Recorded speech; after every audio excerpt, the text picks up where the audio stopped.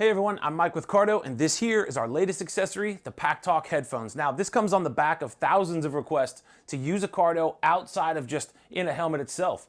With this accessory, you can do just that. And this video will show you everything you need to know about it.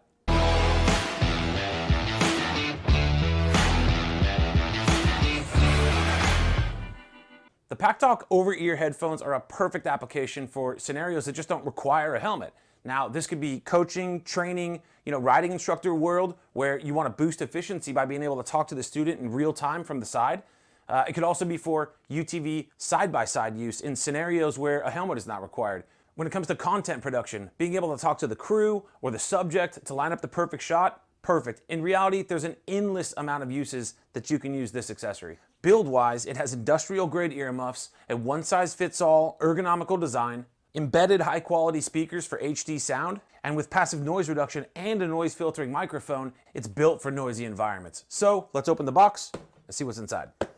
The box contains a quick installation guide, the PACKTALK headphones themselves with HD speakers, a boom microphone, and the PACKTALK cradle.